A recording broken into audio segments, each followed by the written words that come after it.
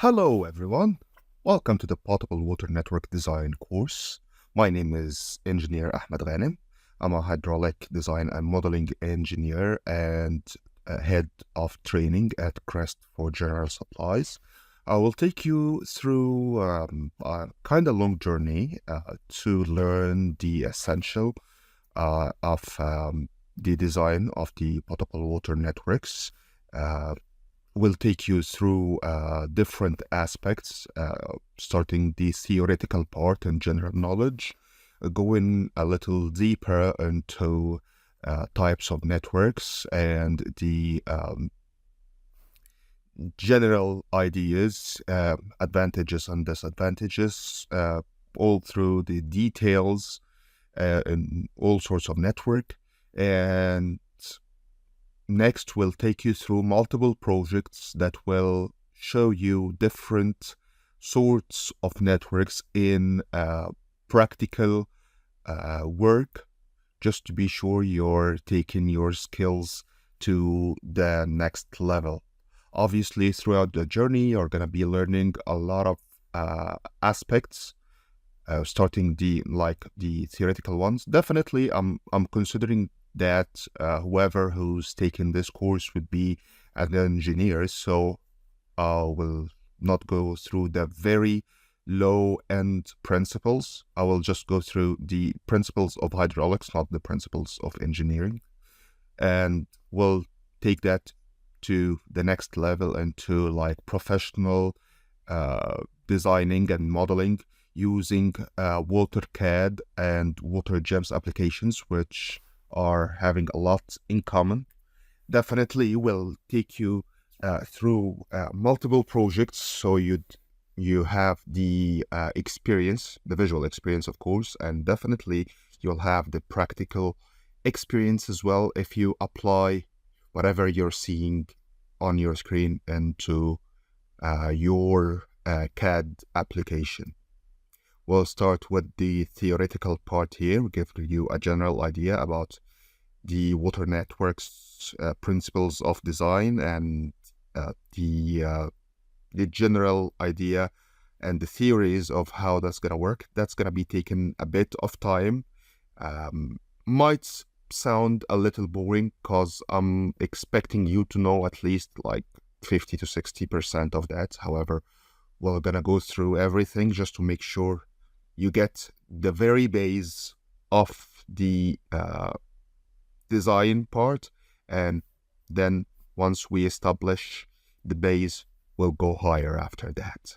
So let's start here. As a general idea here, the transportation of clean water has started ages ago, maybe around 3,500 years in Crete. Definitely, since you're an engineer, you have went through chemistry classes and you know the periodic table, and you must have noticed that the lead symbol in the periodic table is PB, and I'm not sure, however, I'm not sure if you did the same, but I asked a lot, why would it be called PB? And it's actually lead. It got no letter P or B. However, the idea was that the PB is an abbreviation for plumbum. That's the Latin source of the name. Plumbum, if you notice, have been through different changes, and it reached the word today we are using as plumber. The B is silent, obviously. However, it's the same origin. The Latin origin of plumber is plumbum, and plumbum is the lead in Latin. Definitely, you may understand that this age they were constructing the pipes, be like using the lead, since it's a strong metal with a very low melting point. At this kind of work, they are able to form it in the shape of pipes without too much energy. It's kind of soft metal anyway. Definitely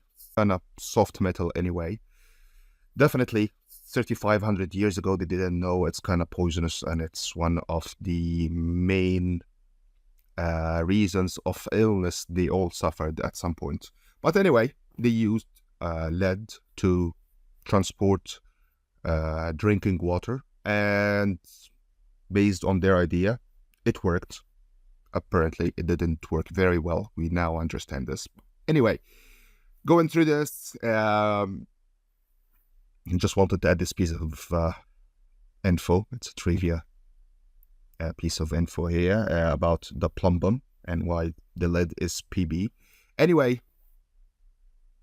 moving forward, around 3,500 years later, around the year 2000, everything was coming to be computerized, and people are using the computer to solve a lot of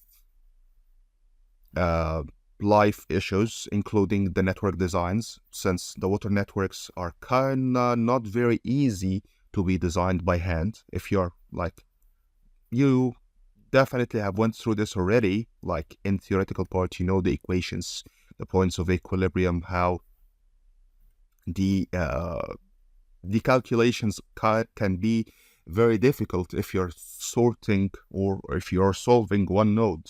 However, in a real life project, you'll be having hundreds, maybe even thousands of nodes.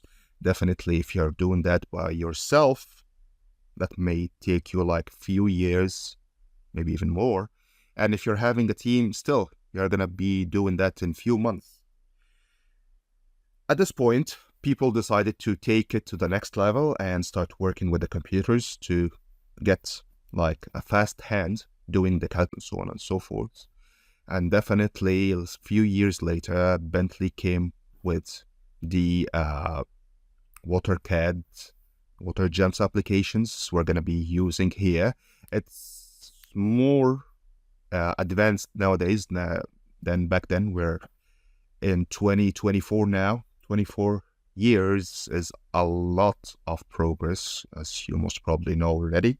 So things are a lot easier nowadays, and you can use these applications to design and model your network and be sure that it's 100% accurate by yourself in like few hours. You don't need years anymore to do it by yourself. And this is how life is going these days with everything. So definitely we're getting use of the technology as engineers ourselves.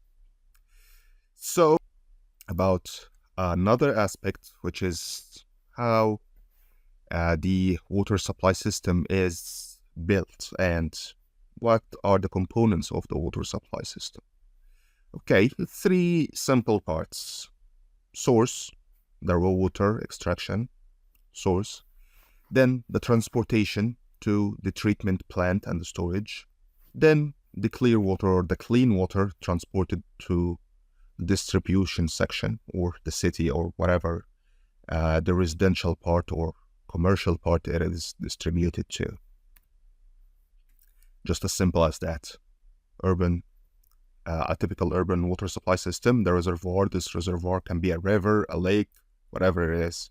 Can be surface water or underground water, whatever.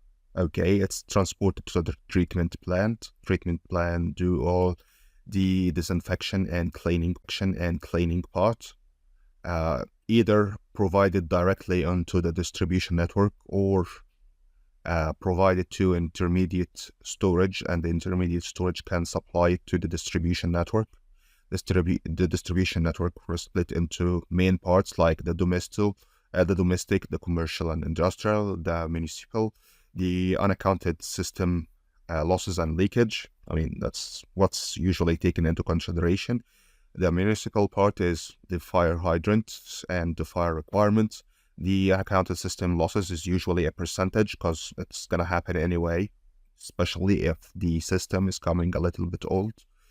Newer systems and advanced systems are not usually having very big amount of losses. However, definitely if you're planning your network to go for years, like 30 or 50 years, you definitely have to take it into consideration.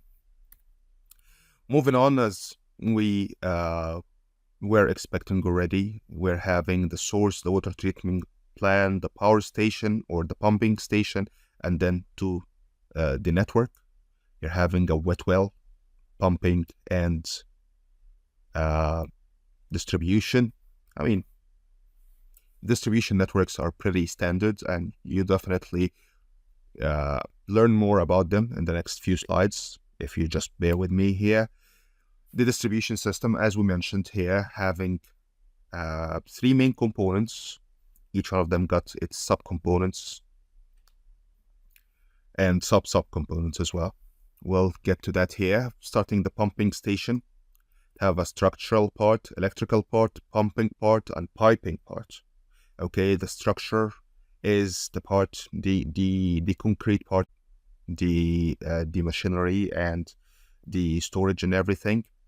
The electrical part is the electrical supply for the pumps and the lighting and everything that needs power in order to operate the pumping station.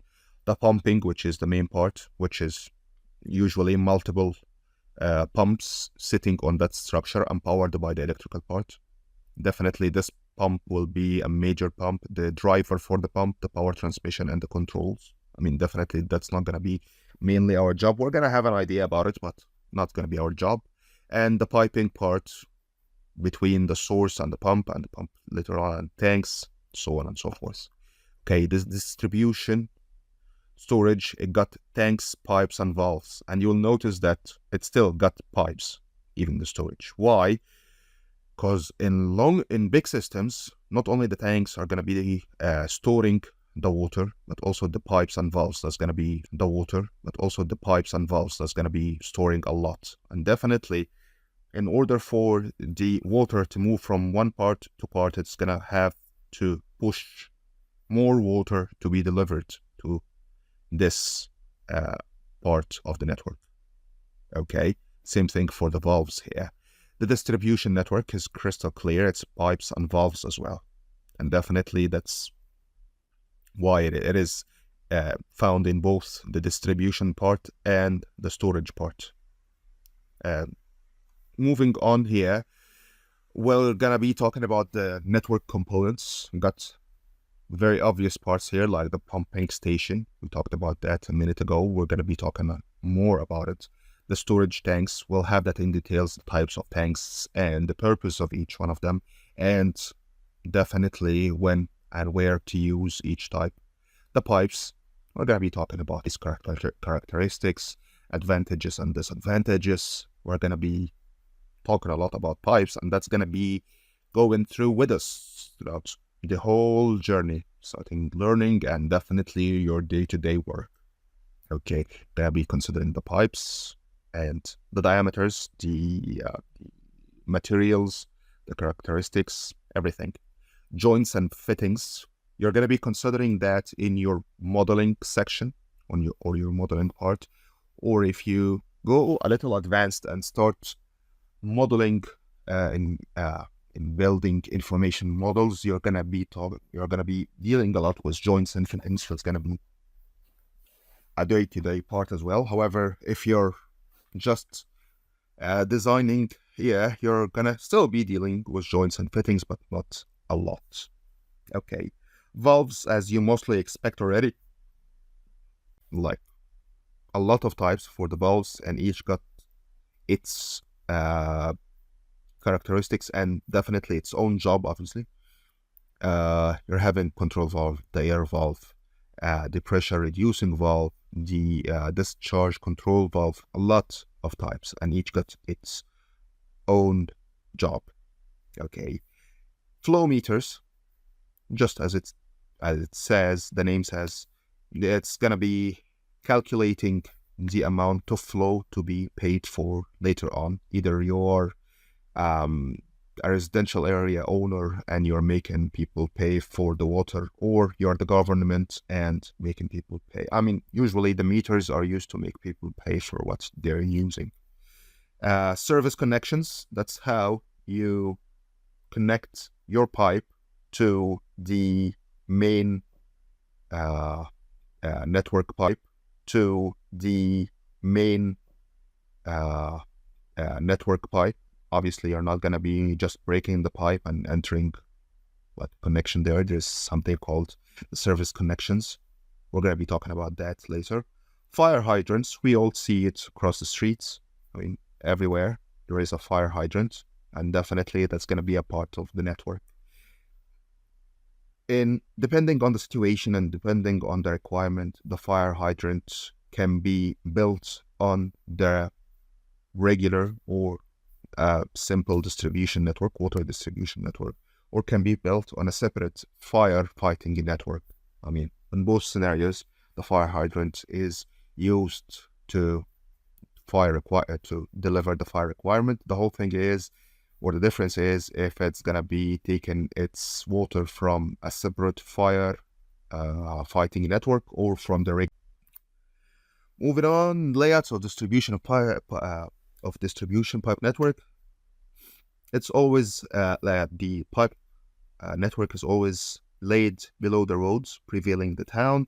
Obviously, at such point, it can be used by people to get their water supply, and definitely can be multiple types or multiple systems. Usually, you will have multiple systems combined together, and sometimes if it's a small project, it can be a single type of those systems. We got the tree or dead end system, we got the ring or circular system, we got the grid or interlaced system, and we got the radial system.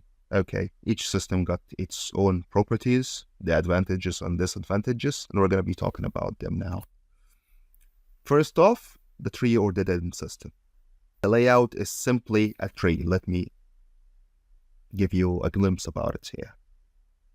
Okay, you see this here, it's a main line like a trunk of a tree, then sub-mains like smaller pipes, however still big, and no one is taking their water directly from there.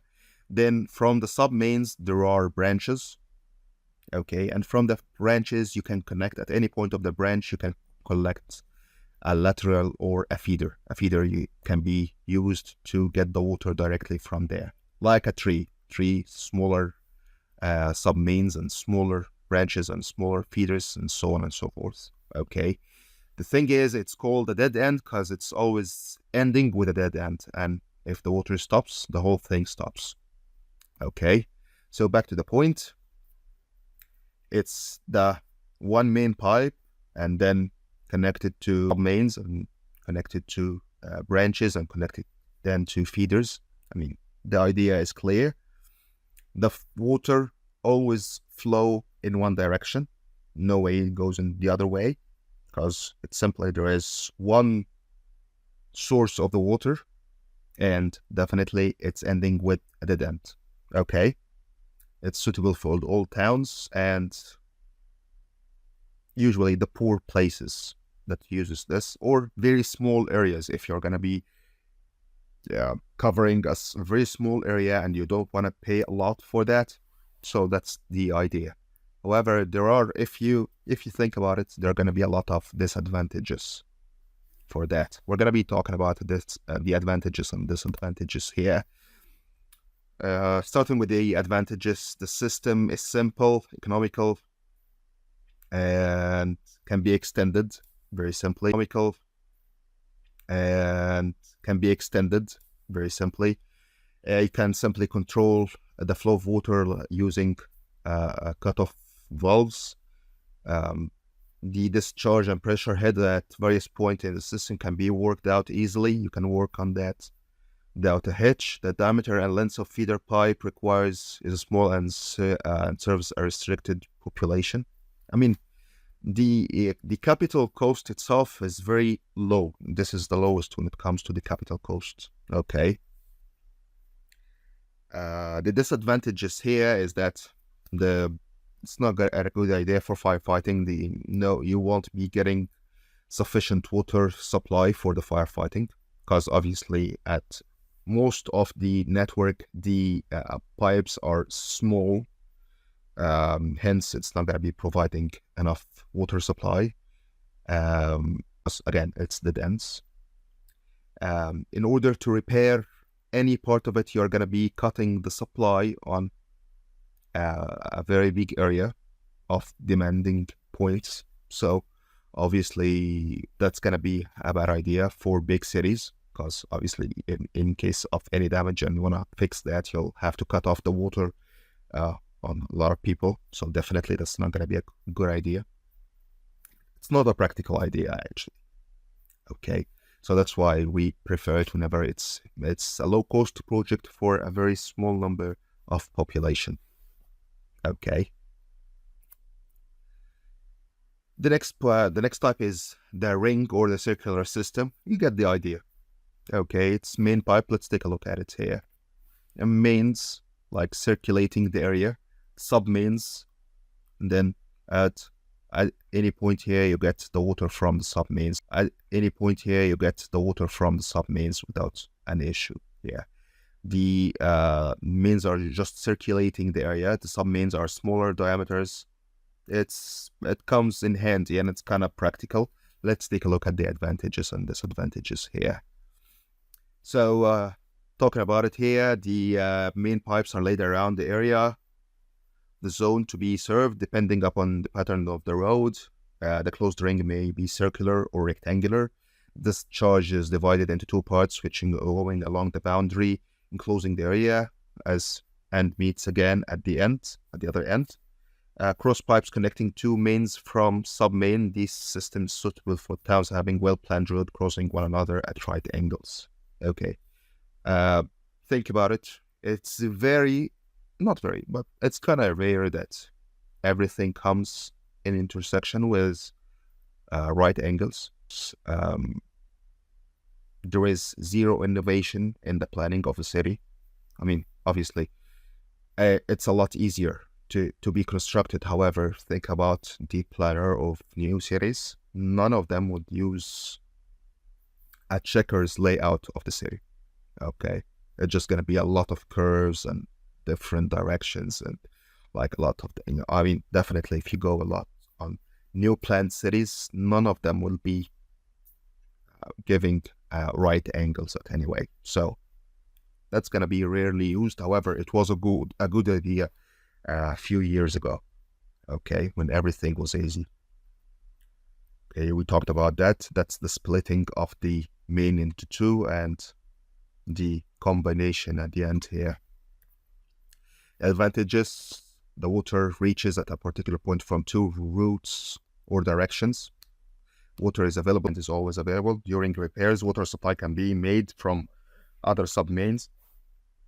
As we talked a lot before, if, for example, at this point here, if this connection is cut or broken, I mean, there is another two directions or maybe one direction depending on the situation, but there is always an alternative here. The water supply is going to be redistributed along the network, so it's not going to be a biggie. Only a very small area will be impacted by this cut and this maintenance. So it's a good idea at some point. Designing the pipe is simple and easy. Yeah, wish life was like that all the time.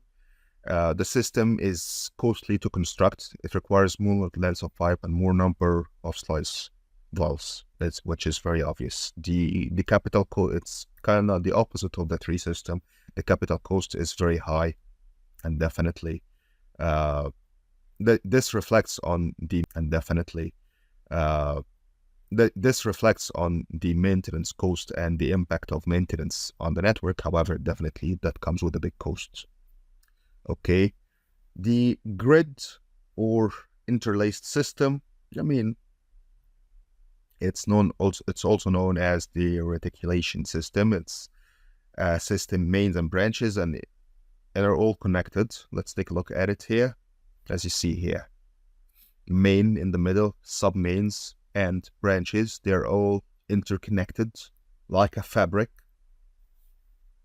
And definitely that's the same way as the circular one. Higher capital cost, lower impact on maintenance or breakage. I mean, it's a different form of the same thing here. It's well-planned city growth of the town is allowed to take place. The roads are planned in a grid iron form. the pipeline laid under such road is naturally formed gridiron shape. Okay, so it's almost the same. The advantages, like any grid or ring shape, no dead ends, free circulation of water. That means higher quality of water, by the way, if we didn't mention that already. The quality of the water, I mean, definitely that's a very important factor if you're designing a modern water network. You don't want to, like if the water quality is high, you'll need, or the network will lead to a higher quality of water, you'll need less cost to disinfect the water itself. And definitely that will reduce the running cost of the treatment plant. The head loss is minimum in the system. Firefighting water is always available. Breakdown water supply be made from other submains, as we mentioned before. The disadvantages is the same. A very high cost for building, and a calculation of the diameter of pipes is not very easy, same as the ring system. The radial system is kind of different. The system consists of laying pipe line radially ending at a periphery at the area of the zone. In each zone, elevated system. Let's take a look at it here. You'll get the idea. Okay, the main is crossing the city. There is multiple, or the area, obviously, calling it a city. There are distribution reservoirs across the city, and the main and the sub-mains are delivering the water to the distribution reservoirs, and the branches, which come as radial, as we mentioned before, are distributing the water through the branch as radial, as we mentioned before, are distributing the water through the branches to the whole network. Okay, back to the point. In each zone, the elevated service reservoir is placed at its center, from which the water is admitted to these radially laid pipes known as branches, and water is pumped into these service reservoirs through mains, and the water is withdrawn through radially laid branches for consumers during water supply hours. Okay, the advantages: water supply is consumer high pressure, because obviously this is an elevated tank. Designing of pipe sizes is simple. There is a quick and efficient supply of water, which is good. Every zone requires a separate service reservoir. There's going to be a lot of reservoirs, hence system becomes costly. For the capital cost itself, the building cost is going to be very high. Systems of water supply, we're going to be having projects covering both of the continuous system is that the water is supplied throughout the day 24/7, no breaks. It's ideal since the water is not remaining stagnant at any time, so it's always fresh water, and that increases the quality of water. The intermittent system is a little different, where the water is supplied throughout a very given or very limited time throughout the day or the week. Sometimes the cycle is about like 6 or 7 days, depending on the area, hence it's intermittent. Every single building or every single area which have its own storage of water, which should be sufficient for the area throughout the whole cycle, and plus the firefighting, plus any emergency cuts, definitely. So this is a little bit tricky when it comes to designing. We'll have a project where it's kind of not very funny, but it is a challenging one, and you can get use of that. Okay, this is usually the case when it comes to areas where the fresh water is not very sufficient for the continuous supply, like India, some areas in the Middle East. I mean, it's gonna common in some countries anyway. That's pretty much it for today. We're gonna continue our conversation about that in the next video. Thank you and have a wonderful day.